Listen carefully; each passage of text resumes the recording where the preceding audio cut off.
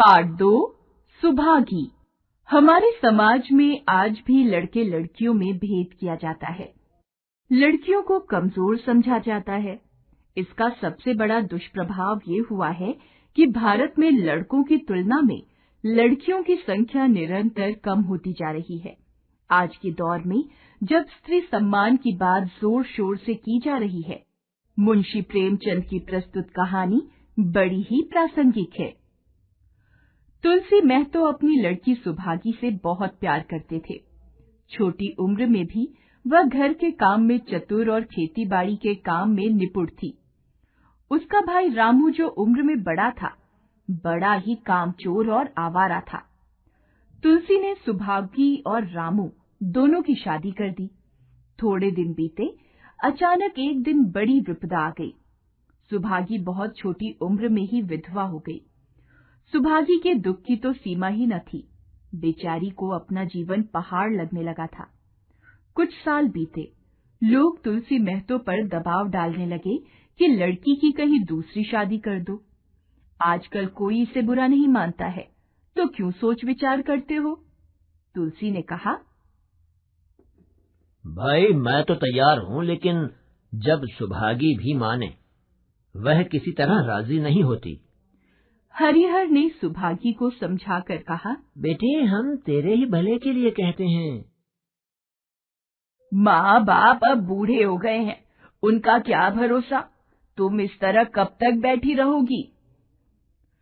सुभागी ने सिर झुकाकर कहा, तुम्हारी बात समझ रही हूँ, लेकिन मेरा मन शादी करने को नहीं कहता।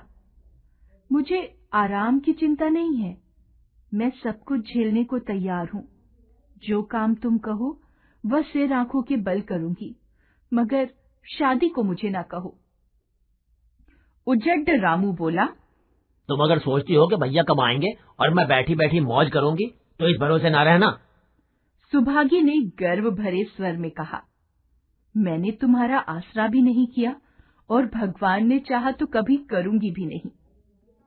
अब सुभागी माँ बाप के साथ ही रहने लगी। उसने घर का सारा काम संभाल लिया। बेचारी पहर रात से उठकर कूटने पीसने में लग जाती, चौका बर्तन करती, गोबर थापती, खेत में काम करने चली जाती। दोपहर को आकर जल्दी जल्दी खाना पकाकर सबको खिलाती। रात को कभी माँ के सिर में तेल डालती, कभी उनकी देह दबाती। जहाँ तक उसका बस चलता, माँ बाप को कोई काम न करने देती। हाँ, भाई को न रोकती।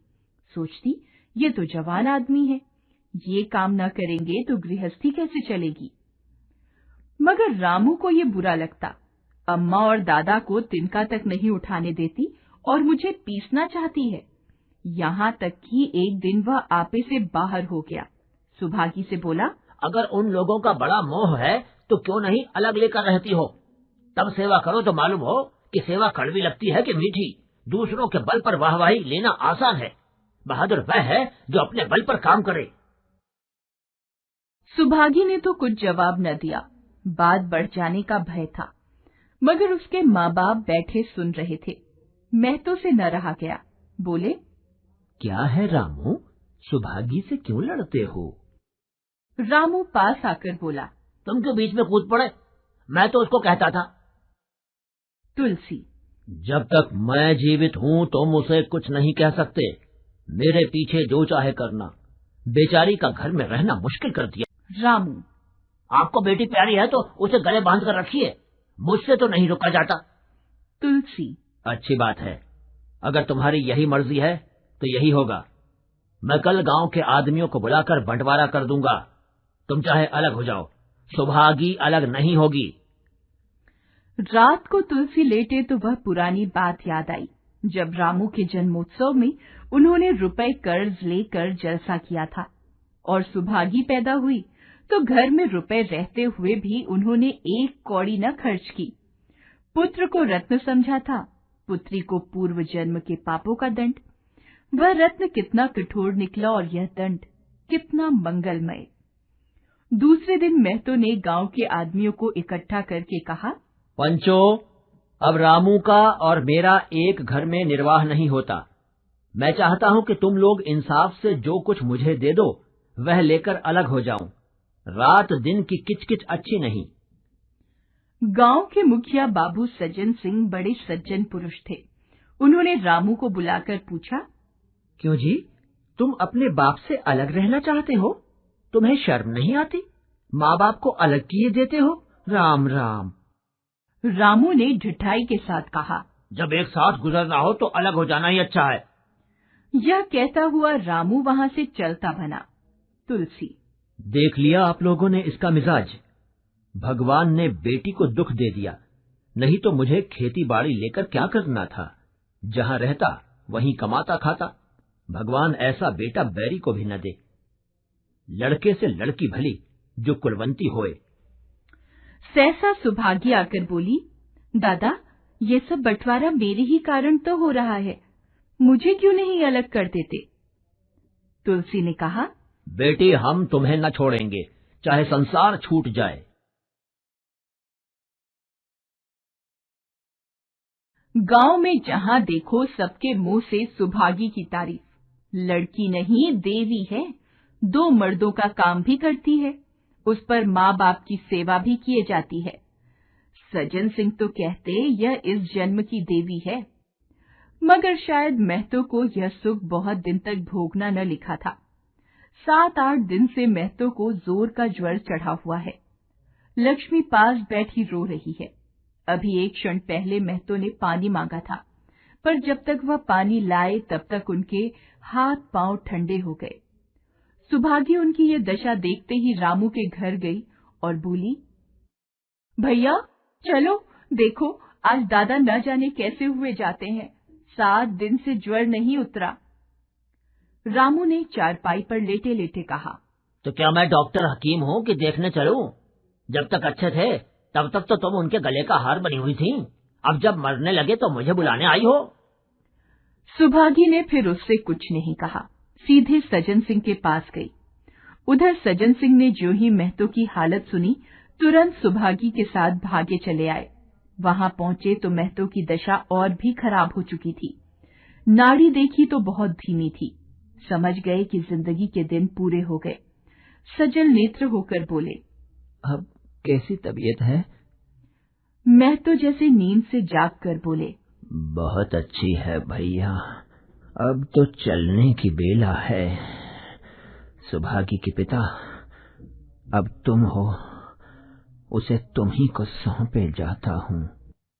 सज्जन सिंह ने रोते हुए कहा, भैया महतो, घबराओ मत, भगवान ने चाहा तो तुम अच्छे हो जाओगे। सुभागी को तो मैंने हमेशा अपनी बेटी ही समझा है, और जब तक जीऊंगा ऐसा ही समझता रहूंगा। तुम निश्चिंत रहो, कुछ और इच्छा हो तो वह भी कह दो।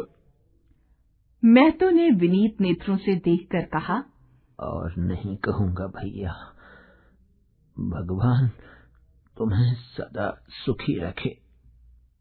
सज्जन, रामू को बुलाकर लाता हूँ, उससे जो भूल चूक हो क्षमा कर दो। महतो, नहीं भैया, उस पापी का मुंह मैं नहीं देखना चाहता। इसके बाद गोदान की तैयारी होने लगी। रामू को गांव भर ने समझाया, पर वह अंत्येष्टि करने पर राजी न हुआ। कहा, जिस पिता ने मरते समय मेरा मुंह देखना स्वीकार न किया, न वह मेरा पिता है और न मैं उसका पुत्र हूँ। लक्ष्मी ने दाह क्रिया की, सुभागी ने सारी व्यवस्था की। इन थोड़े से दिनों में सुभागी ने न जाने कैसे रुपए जमा कर लिए थे। जब 13वीं का सामान आने लगा तो गांव वालों की आंखें खुल गईं। 13वीं के दिन सारे गांव के लोगों का भोज हुआ। चारों तरफ वाहवाही मच गई। पिछले पहर का समय था। लोग भोजन करके चले गए थे। लक्ष्मी थक कर सो गई। केवल सुभागी बची हुई चीजें उठा उठा कर रख रही थी कि ठाकुर सज्जन सिंह ने आकर कहा, अब तुम भी आराम करो बेटी, सवेरे यह सब काम कर लेना। सुभागी ने कहा, अभी थकी नहीं हूँ दादा। आपने जोड़ लिया कुल कितने रुपए खर्च हुए? सज्जन, यह पूछ कर क्या करोगी बेटी? सुभागी, कुछ नहीं, यूं ही। सज्जन, कोई 3000 रुपए होंगे। सुभागी ने सकुचाते हुए कहा, मैं इन रुपयों की देनदार हूँ। पति के देहांत के बाद से ही लक्ष्मी का दाना पानी छूट गया। सुभागी के आग्रह पर चौके में जाती, मगर कौर कंठ के नीचे न उतरता। 50 वर्ष हुए, एक दिन भी ऐसा न हुआ कि पति के बिना खाए उसने खुद खाया हो। अब उस नियम को कैसे तोड़े? आखिर उसे खांसी आने लगी। दुर्बलता ने जल्द ही खाट पर डाल दिया। सुभागी अब क्या करे? ठाकुर साहब के रुपए चुकाने के लिए दिलो जान से काम करने की जरूरत थी।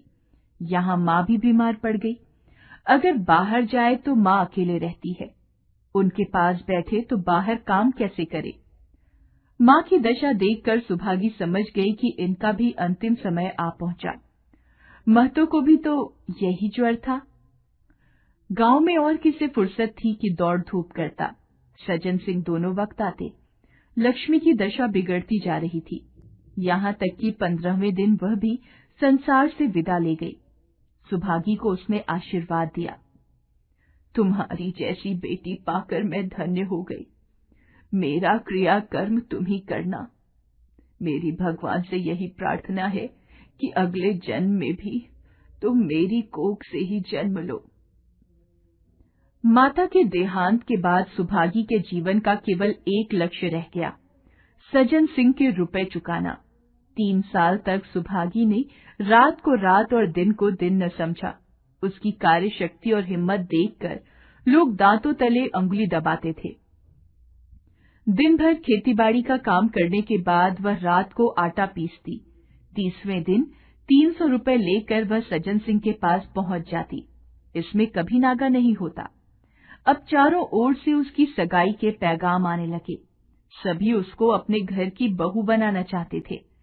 जिसके घर सुभागी जाएगी उसके दिन फिर जाएंगे। सुभागी यही जवाब देती, अभी वह दिन नहीं आया।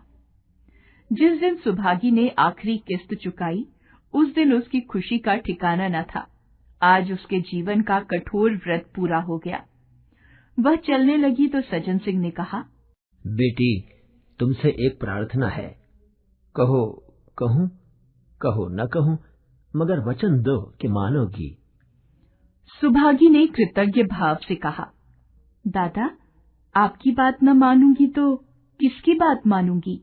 सज्जन, मैंने अब तक तुमसे इसलिए नहीं कहा कि तुम अपने को मेरा दीनदार समझ रही थी। अब रुपए चुक गए, मेरा तुम्हारे ऊपर कोई एहसान नहीं है। बोलो, कहूं?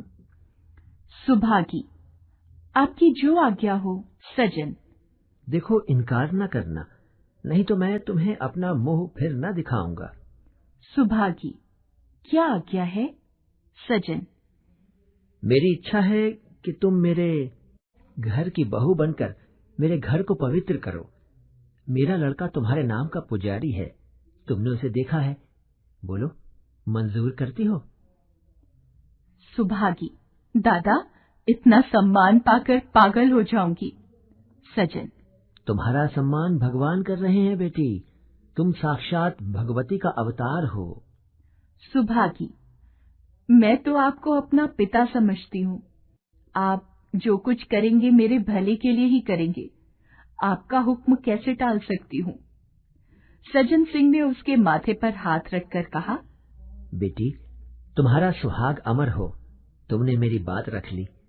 मुझसा भाग्यशाली संसार में और कौन होगा? बात सीख की।